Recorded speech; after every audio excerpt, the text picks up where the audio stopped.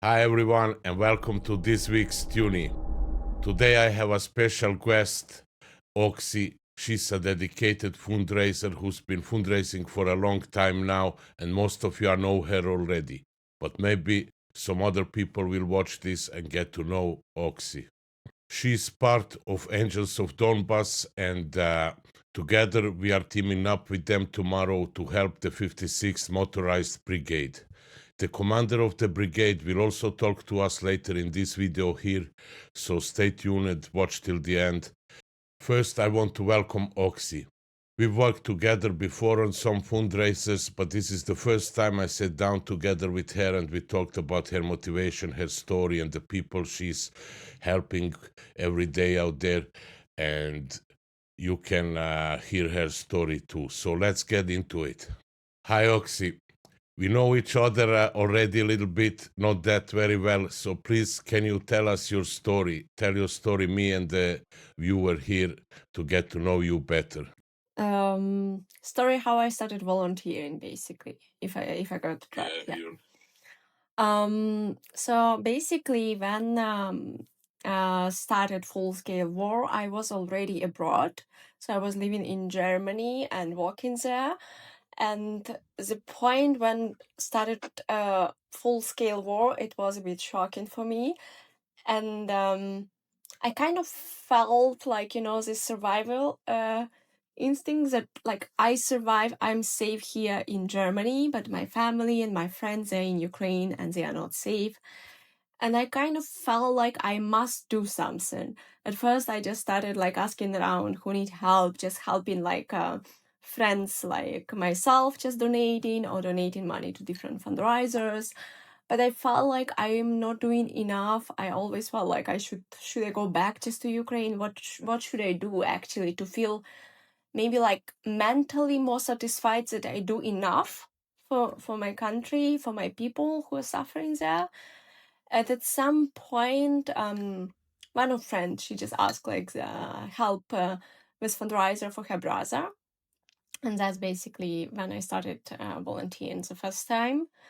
It was the very first fundraiser when we raised for thermal imager and radio transmitters. Like that was still like the time when Kherson was occupied, and that was precisely the time when it was liberated, actually. And the name is like a guy, like basically for whom we raised, he was the one who liberated also Kherson itself that time. And after slowly, I just started helping other volunteers until eventually I met Yana, with who we are currently volunteering with this charity organization like Angels of Donbas. And that's how started my huge volunteer journey, and we could help way, way more people than before with this charity organization. Can you tell us about the one thing you really won't forget, you remember the most, like from your early days in the fundraising? I mean, it was the hardest. I was sitting day night online. Not day night. I needed to work also at that time, so I was working. Evening, I'm coming, chatting with lots of people to prove that I'm real person, that I'm not just nobody, and to prove that like, yeah, here's a friend. I can show you this. I told like I don't know how many stories about myself, about my life, just to show people that I'm a real person. I'm not just nobody. Like to make a connection with people. So that was really difficult to start, just to start volunteering and to gain trust of people. Yeah. But eventually, I'm really grateful to those who believe when I was nobody, when nobody knew me, when it was literally the first ever fundraiser I started. And I'm really grateful to those people because, yeah, they gave me hopes that I could help my friends. The problem is that before that, I looked for help everywhere. I wrote to different volunteers, different charity organization, and so on, and asked like, my friend need help. They need this. Could you please help? Could you please take? And of course, like lots of fundraiser, lots of requests. Everybody say no, we can't. Sorry, no, we can't. And at that point, I understood if I want to help my friends, I need to start volunteer. I need to help them. Nobody else would really care about them as much as I care. If I don't start, nobody is going to help really them a lot. So, yeah. that was like a driving point when I understood that I need to start volunteering, doing something more. Sometimes the things are very tough, like the work, the pressure, the topic that we are dealing with. It is really hard sometimes. So can you tell us, how do you keep yourself motivated through difficult times? Usually the guys who are asking like when it will be. Like, for example, right now this 56th Brigade that we have for today, the commander of this brigade calling me like once a week and like, hey, you remember about us? Do you remember about us? We are waiting for help. So it's basically soldiers that are waiting for help, and I feel like I cannot just say them that sorry, fundraiser isn't going well, it doesn't work. I need to find anything to entertain people. I don't know, during this volunteering, I already danced, sing, teach Ukrainian, Ukrainian whatever, just anything to do, just to get attention from people to the fundraiser. It's as we joke sometime,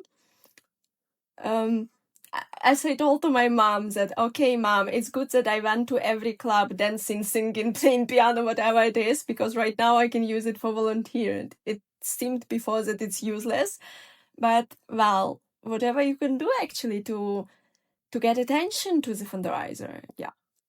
Let's get to the core of this interview, to the tomorrow's fundraising campaign.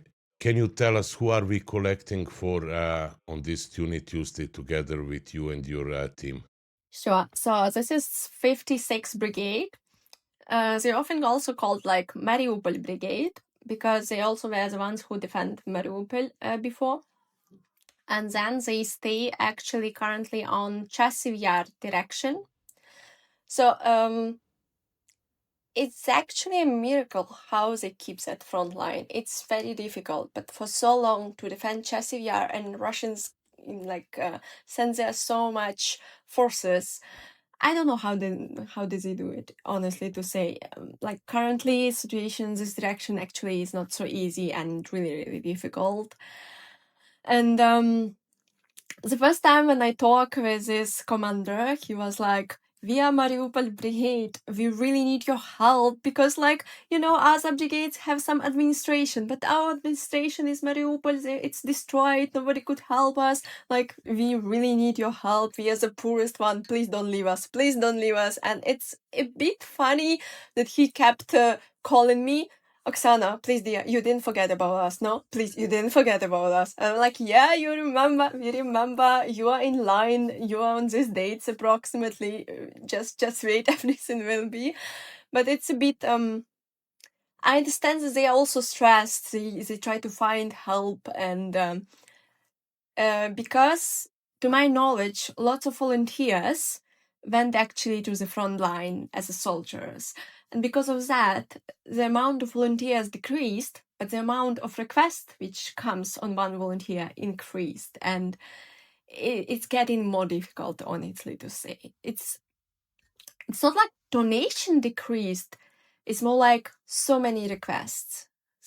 We are trying to help as many as possible, but if take into account like 2 years back, we accepted almost every request because we still had enough place for that. Right now, we are choosing like request by emergency, how much difficult the direction, and if it could be also difficult direction. It could be also like bad situation, but if it's in priority list, will be less crucial compared to other requests, and we sometimes say no. Sadly. And what's your connection to this particular brigade? Do you know someone personally, or have you worked with them before? Yeah, so I can tell a story. So basically, I volunteer for this brigade almost since the start. I started volunteering. I guess it's only like a few months or so. And after, I knew one guy. Sadly, he's not anymore with us. He died this year, this summer. He was killed by Russians this summer. But basically, because of this guy, I know this brigade. I started helping, I guess it was 2023. Yeah, something like that. 2023 when I started helping this brigade. And it's like Vanya was like, please help us, we'll do all the reports, we'll do everything need, just tell us, we need that. And he was like humble, but at the same time, like, you know, like very nice person who always tells the stories. Like we were always like communicating, chatting. He sending like videos from like trenches, what's going on, some funny stories. Even once they took Russian in the captivity, and then he like, Oksana, do you want to see Russian? Like, here it is, here's this. Okay, I should not say slurs. Sorry, I could say some slurs. Like, you do beep beep after. So it's like he and his wife became like family for me, and sometimes it's difficult. Yeah.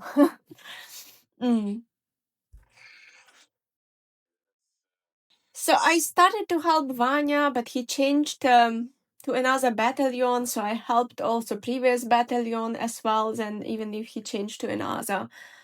And after Vanya's death, also his brothers in arms contacted me through his wife, and we started helping them further on. And yeah, this commander from another battalion also, he helped us a bit, with some things. So basically, there was a story where we fired one local politician who disrespected Vanya and his wife. And this commander, 56th Brigade sent this commander to talk with our local politician from my hometown. And at the end, this commander actually helped to fire that bad politician. That's like long story short.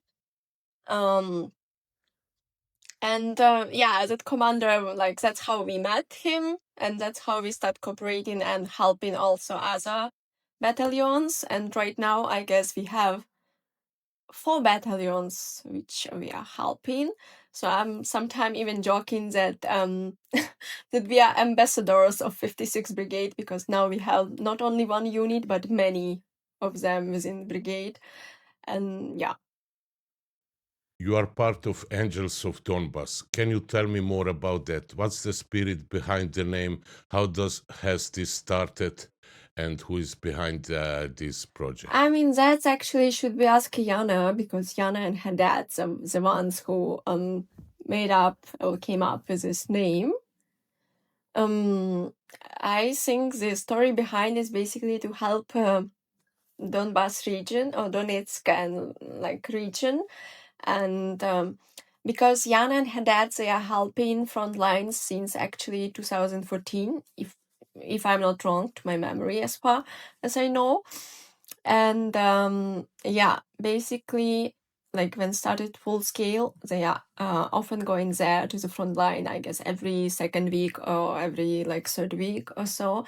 They stayed a lot also in Avdiivka, Pokrovsk, and it's like Pokrovsk and Avdiivka has some special place in Yana's heart, and she's always call it her second home. And it's very much mentally difficult for her right now because of Pokrovsk's situation on this direction. And the same it was with Avdiivka earlier, when Avdiivka got occupied. I guess it was for quite a long time mentally too difficult for Yana to realize that we lost Avdiivka, that Russians occupied that, despite the fact that how many years we actually fought for it, because Avdiivka, they tried to occupy Avdiivka long ago, and it was standing quite a time. Yeah, so it's. You wanted to ask what's the most difficult part of fundraiser is losing people. It's difficult to lose people because with many of them you communicate all the time. you're chatting like almost daily, or when they are connecting, they are writing to you, and like, you know, even like updates, even something they send in sometime, some videos or telling some stories, which is difficult for them, and sometimes they cannot tell those stories to their families because they don't want to hurt them, or I don't know, like, you know. So at some point, you know those guys, you know their families, their children, their wives, and for you, they are becoming like family. And when you lose them, it's not easy.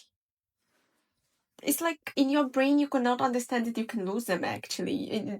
For some reason, you think that, no, this person will leave like everything, because they survive in so much hell, and like you hear their stories, and you sometimes do not understand how they survived that or that situation, and somehow in your brain that they are titans, they cannot die, they will be like there like forever, like, you know. And then when you lose them, it's just difficult to believe.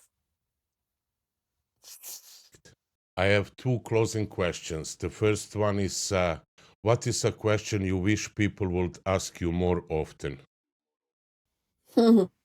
I need to think. I actually don't know. I don't think so that I want them to ask about me anything, or like actually question to me, but maybe more about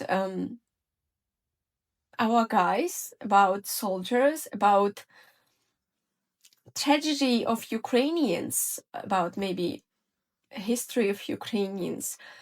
What I definitely don't want, or maybe I better would warn people, do not talk to Ukrainians about Russians, any Russian, especially this good Russian, because it's so much hurting.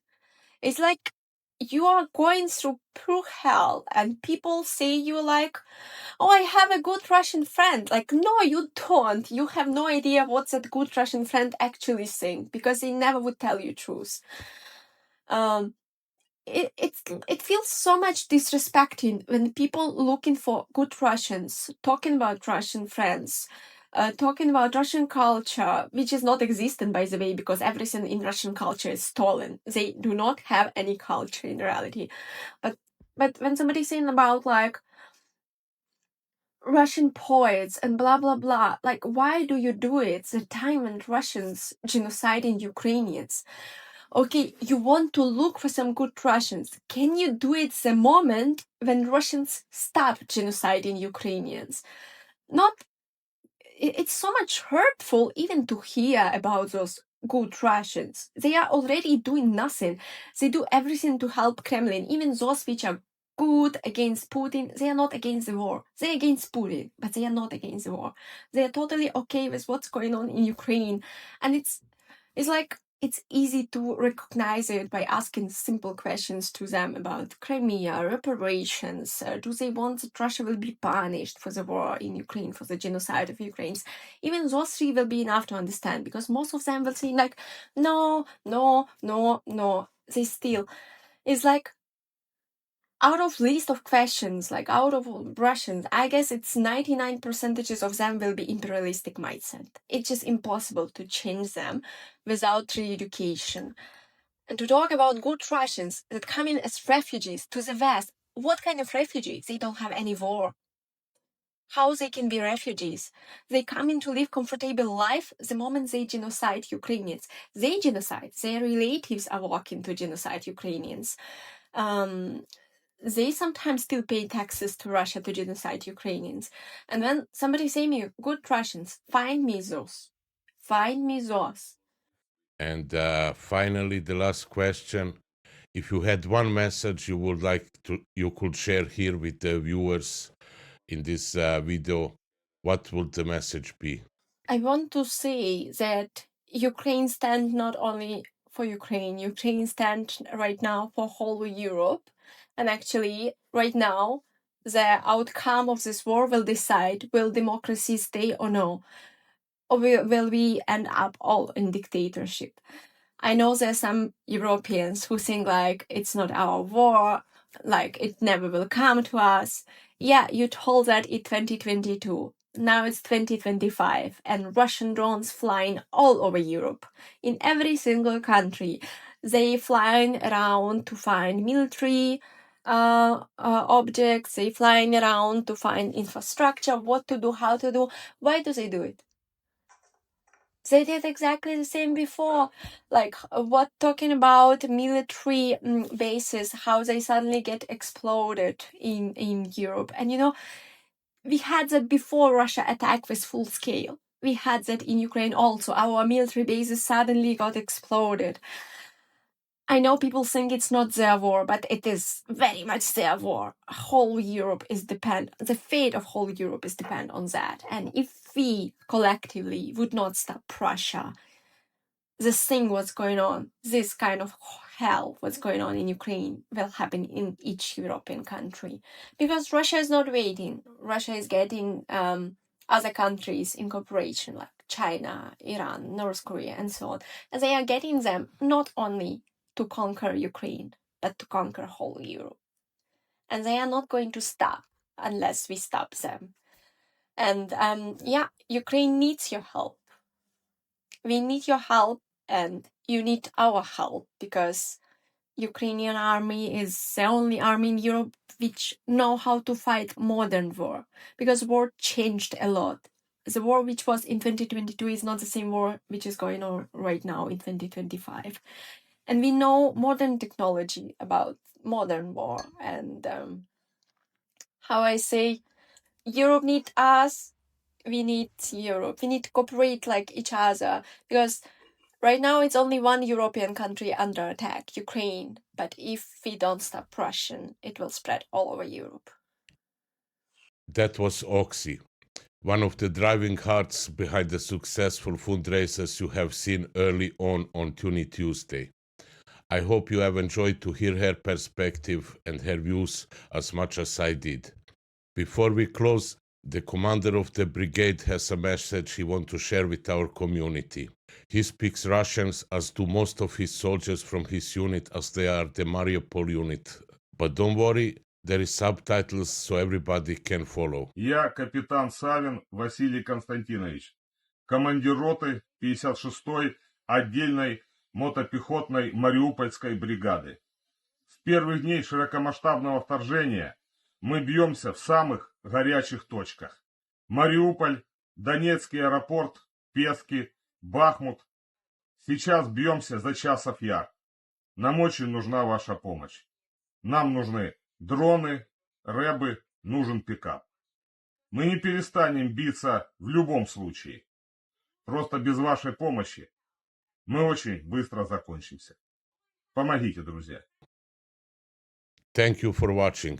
I'm counting on you to come by tomorrow on any social media and support these guys with a donation or with sharing or with some kind words. Everything helps. Everything contributes to the greater good. We are starting off like 9 a.m. Kyiv time, and we share the campaign across almost all social media. Please retweet, share, spread the message, and donate if you can. Toonie helps too. Together as a community, we can help these guys get the tools they need to survive and ultimately to win. And again, like in the previous videos, I'll be raffling something. This time I am raffling this beautiful burning Kremlin socks that are made in Ukraine. I bought them from Ukraine. One pair I'll be raffling off to amongst those that quote tweet this campaign tomorrow with the words "This week's Toonie" in their quote tweet. And also those that comment on this video below here on YouTube. That helps me a lot in the algorithm, and that helps me grow and help more effectively the future campaigns. Thank you very much for being here. Thank you for watching. Thank you for sharing. Every Toonie has a story, and every story brings us closer to victory.